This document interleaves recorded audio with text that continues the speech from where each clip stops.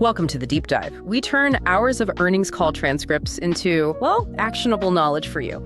Today we're digging into Scholastic, ticker SCHL. Their first quarter fiscal 26 results dropped after the close. And let's just say they made waves. Yeah, definitely some turbulence there. Exactly. Yeah. The market reaction was pretty sharp. Shares fell fast, but management came out, really quite strongly affirming their full year guidance. Mm-hmm. So our mission today is clear. Figure out that conflict. What drove the Q1 miss? And how can management possibly be so confident about the rest of the year? We'll distill the core message, break down the segments, and figure out what you really need to know about Scholastic's strategy. Let's jump into those numbers. Okay. It was definitely a volatile release. The initial feeling was pretty clear disappointment. That immediate, roughly 10% drop in after-hours trading, that tells you investors were looking straight at the headline misses. So give us the hard numbers. What caused that initial shock? Right. So, top line, revenue came in at $225.6 million. That was a miss versus consensus by, well, a decent amount, around $13 to $15 million, and it's a 5% decrease compared to last year. Okay, 5% down. Yeah, and that witness, plus the usual seasonal stuff, it flowed right down to the bottom line. Adjusted EPS was a loss of $2.52 per share. That missed the street by about 7-10 cents. So clear miss on revenue, clear miss on earnings. That explains the market reaction for sure. But we have to remember, Q1 is always Scholastic's quietest quarter, right? They're usually burning cash in the summer. Schools are out. Exactly. And that seasonality is why one operational metric really stood out as a kind of positive signal, despite the headlines. Yeah. Adjusted EBITDA. Okay. Still a loss, which you'd expect for Q1. But the loss was $55.7 million. And the key thing here is that's actually an 8% improvement versus last year's Q1 loss. An improved loss. Okay, that's subtle, but actually pretty important. Given Q1 is the trough, they're building inventory, paying royalties. An 8% improvement there suggests those cost control measures they've been talking about, they're actually starting to bite. It really does suggest some genuine efficiency gains are taking hold. Yeah. Which you absolutely need when your top line is under pressure like this. But to really understand that revenue miss, you have to look under the hood at the segments.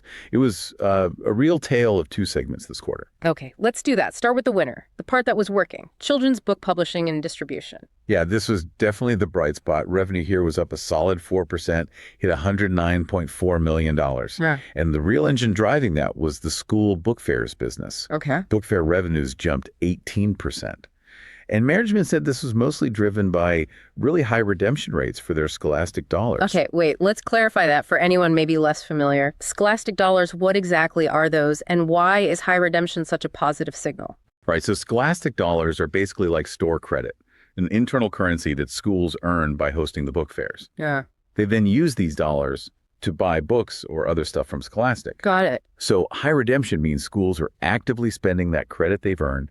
It shows strong engagement, and crucially, those funds are flowing back into Scholastic's revenue, not just sitting there. It gives management, pretty good visibility into Q2, which is the big book fair season. Makes sense. And the other part of that segment, trade publishing, the books you buy in stores, that held up too. It did. Trade publishing revenue was basically flat year over year, but it was really supported by strong ongoing demand for their huge global franchises. They specifically mentioned the Hunger Games, that prequel, Sunrise on the Reaping, already sold 3.7 million copies globally. Wow. Yeah. And looking ahead, they said pre-orders for the new Dogman book, Big Jim Believes, which launches in November, are tracking right alongside the last one. So that IP flywheel, it's clearly still spinning and generating reliable revenue. Helps cushion things. Okay, so that's the good side. Now, the segment that dragged down the whole picture. Yeah. Education solutions. What went wrong there? Was it like an internal execution issue or something external? Seems like it was almost entirely external factors.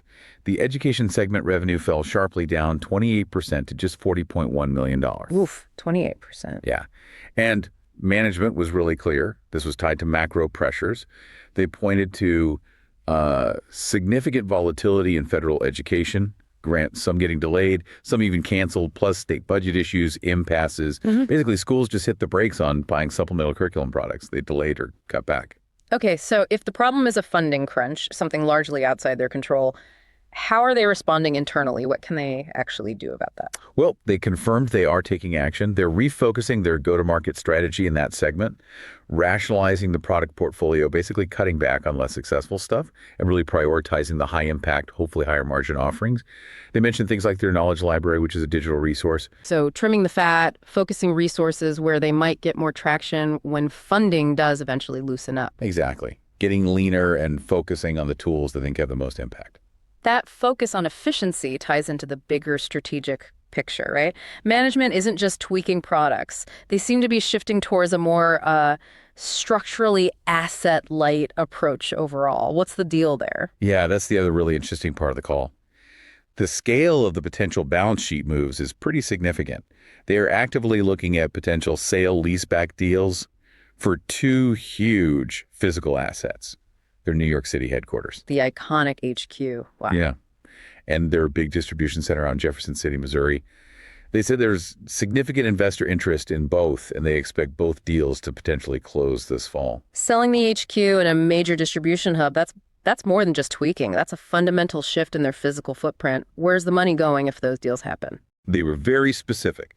The proceeds are earmarked for two things: paying down debt and buying back shares. So it's a clear capital allocation signal. Use the real estate value to shore up the balance sheet and return cash to shareholders while that core school funding market is choppy. Right, and that ties back to the cost discipline you mentioned earlier, like the drop in overhead costs. Exactly. Unallocated overhead was down $6.6 million in the quarter. It all fits together: internal cost cuts, external asset sales to improve flexibility. Okay, beyond the real estate, the other big strategic pillar seems to be really leaning into their intellectual property, the IP flywheel, and this digital shift, especially with the 9-story media group integration. This is the whole 360-degree IP platform idea, isn't it? Absolutely. They're trying to transition from just being a print publisher to managing their IP across everything. They're really focusing on high-margin digital revenue. YouTube is a big part of that. They expect classic Clifford content, just that alone, to get over 10 million monthly views by the end of this calendar year. And they're not just using other people's platforms, right? They launched their own Scholastic streaming app. Correct. Partnered with a company called Future Today. It's free, aimed at families. Started with almost 400 half hours of content, planning to scale that up massively to over 1,300 by fiscal 27. It shows they're serious about owning the distribution and capturing those digital margins. Okay, so digital shift, new content like Paris and Pups on YouTube, licensing deals, trying to build a revenue stream less tied to school budgets. That seems to be the core idea, yeah. Build a more stable, recurring digital base. Okay, which brings us to maybe the most critical point from the call. Q1 missed on revenue, missed on EPS, stock drops 10%, and yet management stands up and affirms the full year guidance. They're basically saying, ignore Q1, look ahead. Why are they so confident? What are they banking on? Yeah, that's the big question, isn't it? It definitely raises the stakes on execution. But yes, they stuck to the full year FY26 targets, revenue growth of 2% to 4%, adjusted EBITDA between $160 and $170 million, and free cash flow of $30 to $40 million. Right. Their confidence seems pinned almost entirely on a huge Q2 bounce back. They explicitly called for a big second quarter. And they're banking heavily on two main things. First, strong execution in the fall book fair season. They said bookings are already tracking ahead of last year. Okay, that's tangible. And second, the timing of their big trade releases, especially that new Dogman book hitting in November, perfectly timed for the holiday season. So they're essentially asking investors to look past the education segment weakness entirely for now and trust the book fair channel and Dogman to deliver a massive Q2 to get them back on track for the full year.